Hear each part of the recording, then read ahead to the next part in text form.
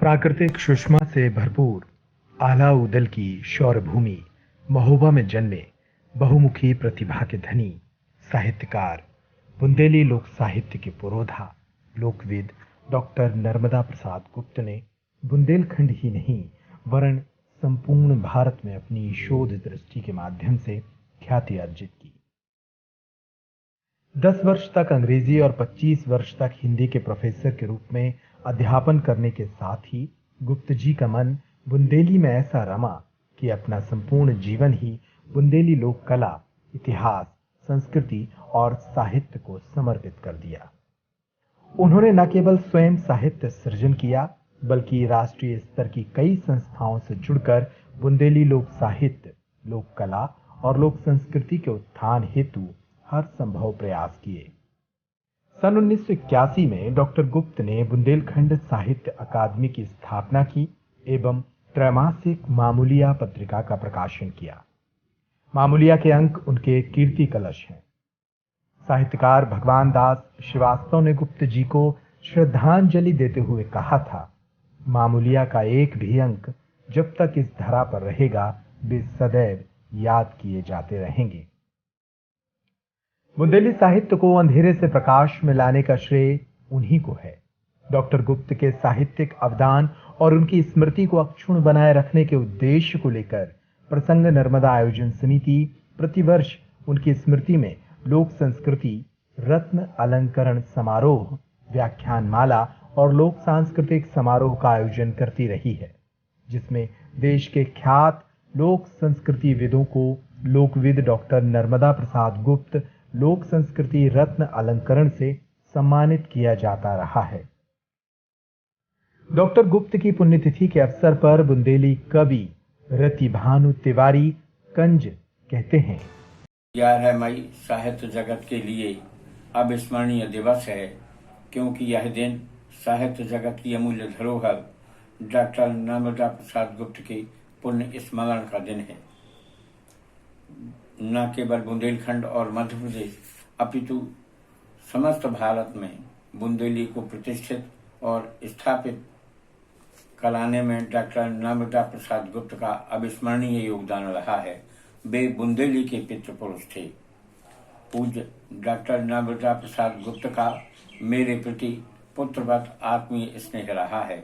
उनका स्नेह, आशीर्वाद और सानिध्य मुझे जीवन भर मिलता रहा, इसे मैं अपना परम सौभाग्य मानता हूँ। परम श्रद्धेय गुप्त जी ने बुंदेली संस्कृति, साहित्य एवं भाषा के उत्थान हेतु बुंदेलखंड साहित्य अकादमी की स्थापना की और इस अकादमी से एक त्रैमासिक पत्रिका मामूलिया का प्रकाशन किया, जो बुंदेलखंड में ही नहीं अपितु सारे देश में और विशेषकर साहित्यकारों बुद्धिजीवियों में अत्यधिक लोकप्रिय हुई, जिसमें बुंदेली और बुंदेलखंड की शोधपूर्ण सामग्री, बुंदेलखंड के इतिहास, बुंदेलखंड की भाषा, यहाँ की संस्कृति, लोक परंपराएं आदि विविध पक्षों पर शोधपूर्ण सामग्री इसमें प्रकाशित होती थी और इसमें अनेक साहित्यकारों के लेख और रचनाएं प्रकाशित होती थी, जो काफी लोकप्रिय रही। बुंदेलखंड के अप्रकाशित कलाकारों और अनाम प्रतिभाओं को उजागर करने में भी गुप्त जी ने महत्वपूर्ण कार्य किया है। सुंदरिया और मस्तानी जैसे नाटक लिखकर उन्होंने बुंदेलखंड का मस्तक ऊंचा किया, क्योंकि इन प्रतिभाओं का जो योगदान था बुंदेलखंड के विकास में, साहित्य के क्षेत्र में, समाज के क्षेत्र में, इन नाटकों के माध्यम से उसको उजागर किया और ये नाटक आकाशवाणी छतरपुर से प्रसारित हुए, जो खूब सराहे गए। बुंदेली संस्कृति और साहित्य को प्रकाश में लाने हेतु परम श्रद्धेय डॉक्टर नर्मदा प्रसाद जी गुप्त ने अनेक ग्रंथों की रचना की, जिनमें बुंदेलखंड का सांस्कृतिक इतिहास, बुंदेली लोक साहित्य और संस्कृति, बुंदेली साहित्य तथा इतिहास, आला का प्रमाणिक पाठ, इतिहास लेखन में लोक साक्ष्य जैसे ग्रंथ महत्वपूर्ण हैं। इसके अतिरिक्त आला उपन्यास और चौपर कथा संग्रह का भी उन्होंने सृजन किया। परम श्रद्धेय गुप्त जी प्रसाद उपनाम से चौकड़िया छंद में काव्य रचना करते थे और यह रचनाएं उनकी बड़ी लोकप्रिय होती थीं, सुनने वालों को भाव विभोर कर दिया करती थीं। परम पूज्य गुप्त जी का संपूर्ण जीवन बुंदेली के उत्थान हेतु समर्पित रहा। उनके व्यक्तित्व और कृतित्व पर एक बहुत बड़ा ग्रंथ लिखा जा सकता है। मुझे खुशी है कि उनके यशस्वी पुत्र चिरंजीव प्रवीण गुप्त अपने पिता के सपनों को साकार करने के लिए और परम श्रद्धेय गुप्त जी की यश कीर्ति को अक्षुण्ण बनाए रखने के लिए अग्रसर हैं और वो उनके पद चिन्हों पर चलकर अपना कार्य करने में लगे हुए हैं।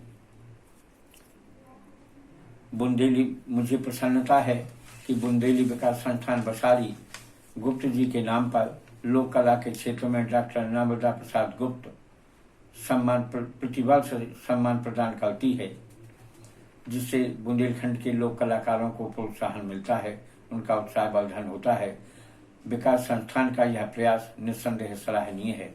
मैं बुंदेलखंड के समस्त साहित्यकारों की ओर से साहित्य अकादमी संस्कृति परिषद मध्य प्रदेश से विनम्र अनुरोध करता हूँ कि वे भी इस मूर्धन्य साहित्यकार के नाम पर प्रतिवर्ष लोक साहित्य के क्षेत्र में किए जाने वाले योगदान पर, प्रकाशित रचनाओं पर अथवा साहित्य सेवा पर पुरस्कार एवं सम्मान प्रदान करने का कष्ट करें, जिससे गुप्त जी की यश और कीर्ति सदैव स्मरणीय बनी रहे। और अंत में मैं इस अवसर पर उनके स्वर्ग गमन पर अपनी ओर से और बुंदेलखंड के समस्त साहित्यकारों की ओर से परम पूज्य गुप्त जी के चरणों में अपनी भावपूर्ण विनम्र श्रद्धांजलि अर्पित करता हूँ।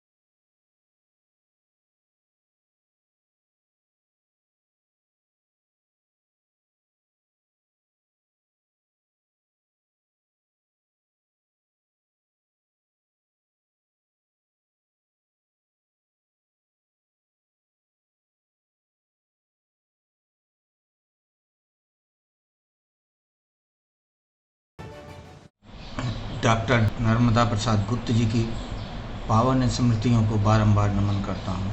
लोक साहित्य में लोक जीवन की कला और परिस्थिति, दशा और दिशा, प्रकृति आदि सभी कुछ समाहित हैं। यदि कहीं की समूची संस्कृति का अध्ययन करना हो तो वहाँ के लोक साहित्य का विशेष अवलोकन करना पड़ेगा। दरअसल लोक साहित्य लिपिबद्ध बहुत कम और मौखिक अधिक है। डॉक्टर नर्मदा प्रसाद गुप्त के बुंदेलखंड के लोक साहित्य पर लिखकर समाज के लिए, आने वाली पीढ़ियों के लिए जो उपकार किया है, समाज सदैव ऐसे साहित्य शिल्पी का ऋणी रहेगा। मुझे उनसे एक नहीं कई बार साक्षात्कार लेने का अवसर मिला, कभी प्रिंट मीडिया के लिए तो कभी इलेक्ट्रॉनिक मीडिया के लिए। नर्मदा प्रसाद जी जितने अच्छे साहित्यकार थे उतने ही नेकदिल इंसान भी थे, जिन्हें अनेकों राष्ट्रीय पुरस्कार मिलने के बावजूद भी अभिमान छू तक नहीं गया था। उन्होंने अपना पहला गीत हमारा प्यारा भारतवर्ष तब लिखा जब वे 7वीं कक्षा में पढ़ते थे और उम्र थी महज 13 वर्ष। जयशंकर प्रसाद से प्रभावित होकर उन्होंने अनेकों काव्य रचनाएं की। 1950 में उन्होंने गौना और चट्टानें बोलती हैं जैसी अनेक साहित्यिक कहानियाँ लिखना शुरू किया। उनकी लिखी कहानियाँ देश की प्रमुख पत्रिकाओं और समाचार पत्रों में प्रकाशित हुई। कविता और कहानियों तक वे सीमित नहीं रहे। उन्होंने लोक साहित्य, उपन्यास और शोधपरक साहित्य सृजन भी किया। उनके एक शोध लेख गांव के लिए साहित्य से समाज में साहित्यिक चेतना का एक बड़ा आंदोलन भी खड़ा हुआ। लोक चेतना के लिए उन्होंने मामूलिया पत्रिका का प्रकाशन किया और बुंदेलखंड लोक साहित्य अकादमी की स्थापना कर साहित्यकारों को एक मंच भी प्रदान किया। बुंदेलखंड की धरा से असीम प्रेम को लेकर वो कहते थे कि मैं जन्म से लेकर अभी तक बुंदेलखंड में ही रहा हूँ। बुंदेलखंड के अलावा अन्य कहीं मुझे अच्छा नहीं लगता, इसलिए मैंने बुंदेलखंड को जैसा देखा, समझा और जिया वैसा ही मैंने चित्रित किया। डॉक्टर नर्मदा प्रसाद गुप्त का इकलौता उपन्यास आल्हा 1962 में प्रकाशित हुआ।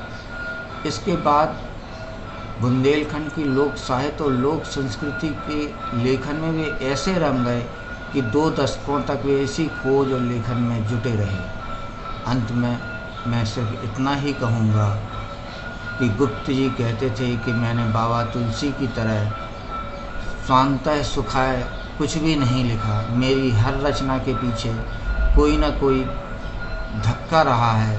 संघर्षों से जूझता जीवन कभी पटरी पर रहता है तो कभी पटरी से नीचे। रास्ते में कुछ ऐसे अनुभव भी आते हैं जो यात्री को धकेलकर एक नई दिशा और नई गति दे जाते हैं।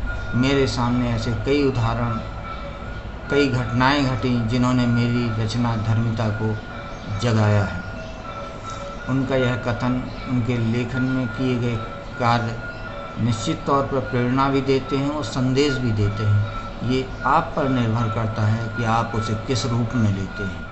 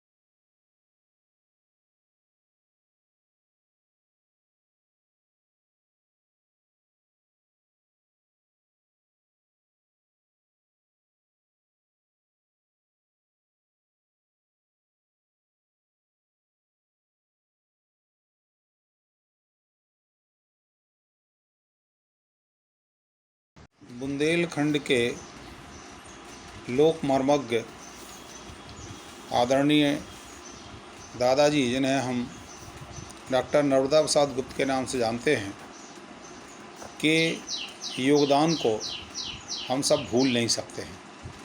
डॉक्टर नर्मदा प्रसाद गुप्त ने बुंदेली लोक कलाओं, लोक साहित्य, इतिहास और अनेक लोक के आयामों को राष्ट्रीय स्तर पर अपनी लेखनी के माध्यम से, अपनी शोध दृष्टि के माध्यम से और प्रकाशन के माध्यम से बुंदेलखंड को स्थापित करने का काम किया है। आदरणीय नर्मदा प्रसाद गुप्त जी का जो योगदान है, वह योगदान अद्भुत है, हम सब के लिए प्रेरक है, प्रेरणा का स्रोत है।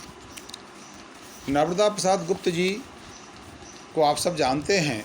उन्होंने आल्हा उपन्यास लिखा और आल्हा लिखते हुए के लिखने के पहले उन्होंने बहुत शोध किया।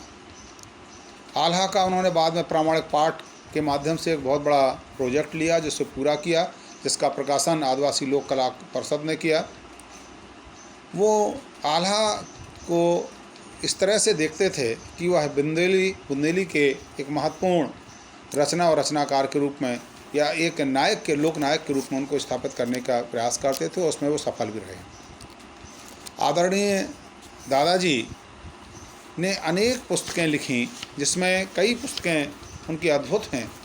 सबसे सर्वाधिक चर्चा में रहने वाली राधा कृष्ण प्रकाशन नई दिल्ली से बुंदेली लोक संस्कृति का इतिहास अपने आप में अनूठी है। लगभग 500 पेज की यह पुस्तक बुंदेलखंड के लोक साहित्य के प्रत्येक कोने को ऐतिहासिक दृष्टि से, विकासात्मक दृष्टि से प्रस्तुत करने वाली पुस्तक है। इस पुस्तक ने बुंदेलखंड की लोक संस्कृति के विभिन्न आयामों को पूरे कालक्रम के अनुसार प्रस्तुत किया है। आदरणीय दादाजी ने बुंदेली लोक साहित्य और इतिहास पुस्तक लिखी। उन्होंने लोक साक्ष्यों को इतिहास में किस प्रकार से उपयोग किया जाए, इसको लेकर के किताब लिखी। उन्होंने रासो काव्य की तमाम प्रामाणिकता को लेकर के पुस्तकें लिखीं।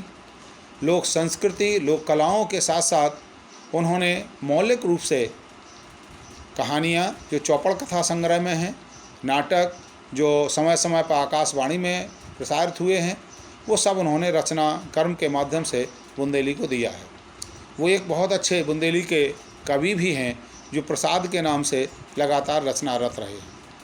आदरणीय दादाजी ने मामूलिया पत्रिका के माध्यम से बुंदेली लोक साहित्य को, यहाँ के लोगों के रचनाओं को, यहाँ की समस्याओं को राष्ट्रीय स्तर पर पहचान दिलाने का काम किया है।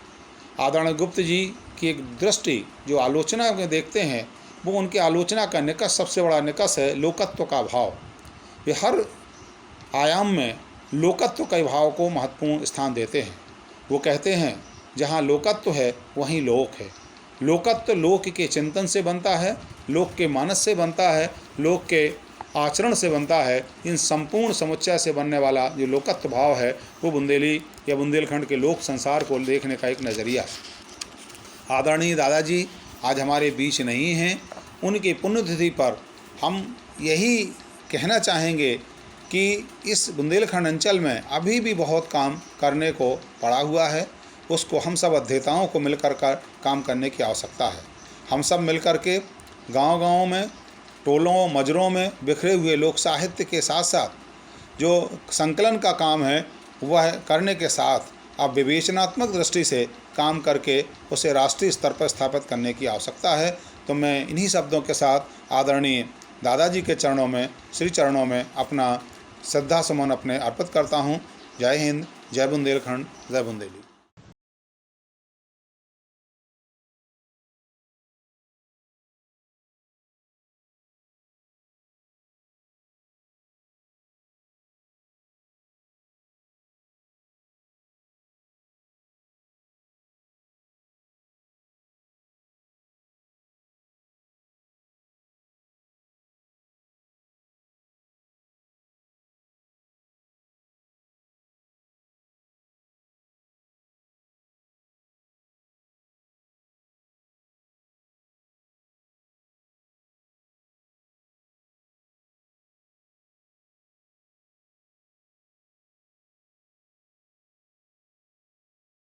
बुंदेलखंड की धरती ने ऐसे अनेकों साहित्यकारों को अपनी गोद में खिलाया है, जिनकी कलम ने उसका मान बढ़ाया।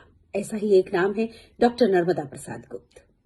ये मेरा सौभाग्य है कि मेरे बचपन को उनका स्नेह, आशीर्वाद और मार्गदर्शन मिला। जब मैं स्कूली बच्ची थी, छतरपुर के शुक्लाना मोहल्ला में मेरे दादाजी यानी विंध्य कोकिल श्री भैयालाल जी व्यास और डॉक्टर नर्मदा प्रसाद गुप्त पड़ोसी हुआ करते थे।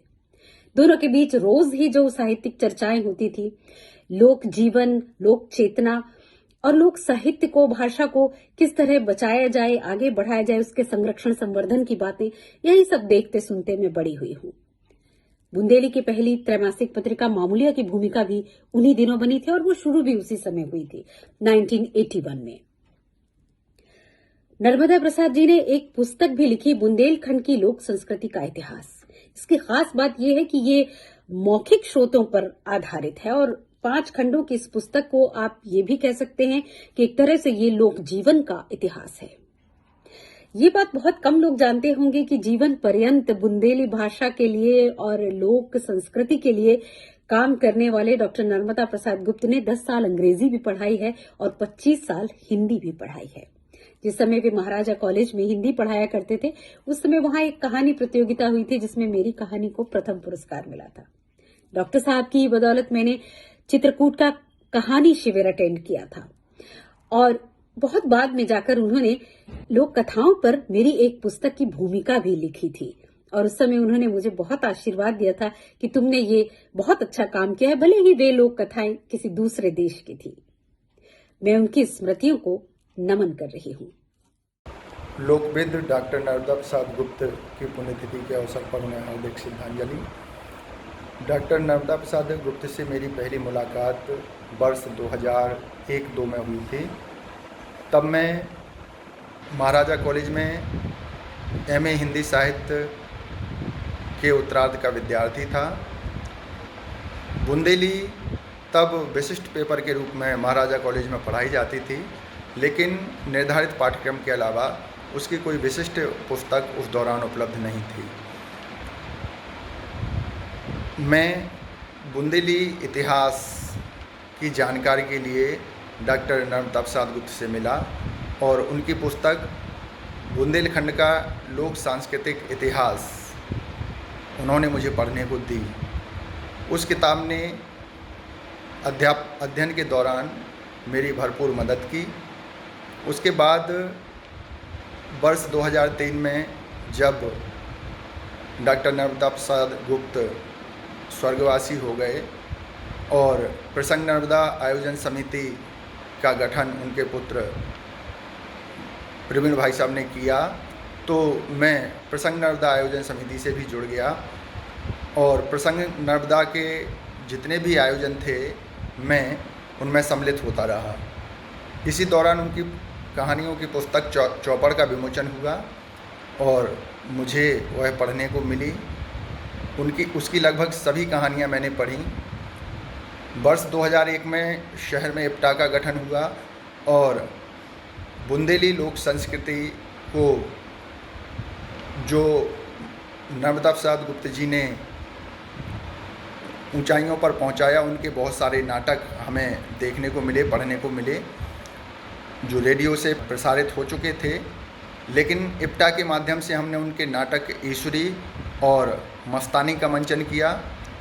मस्तानी का मंचन सर्वप्रथम डॉक्टर नर्मदा प्रसाद गुप्त की जयंती पर बीएड कॉलेज के सभागार में किया गया।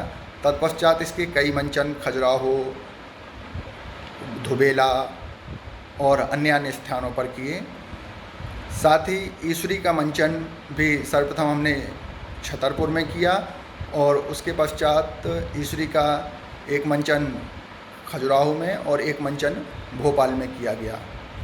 डॉक्टर नर्मदा प्रसाद गुप्त ने जो श्रम साध्य किया है, अपने जीवन के लगभग 50 वर्ष उन्होंने बुंदेली साहित्य, कला, संस्कृति और इतिहास की खोज में लगा दिए और उनके उस शोध के परिणाम स्वरूप, चाहे उनका आल्हा उपन्यास हो या ईश्वरी की प्रमाणिक फागें या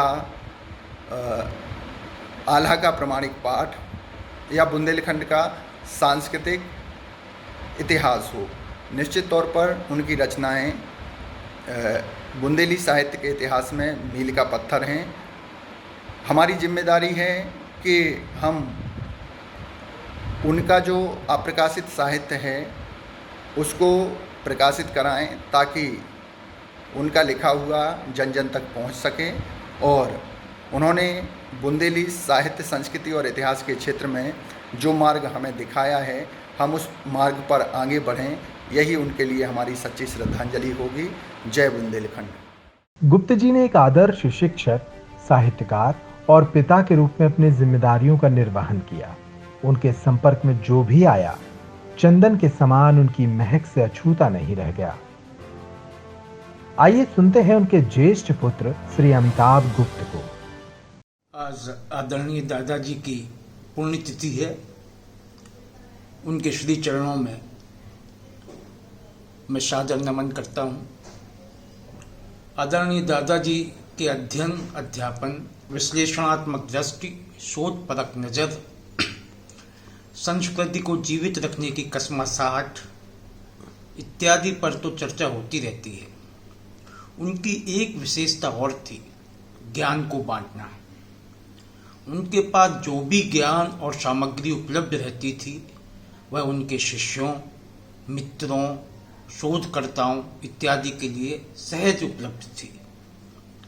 उसमें कहीं भी अन्य कतिपय साहित्यकारों की तरह दुराव छिपाव नहीं था और ज्ञान का यह अंतरण बहुत ही सहज, सरल एवं मैत्रीपूर्वक हुआ करता था।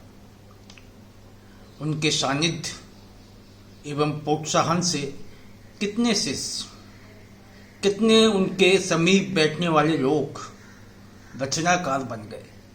उनमें से एक मैं भी हूँ।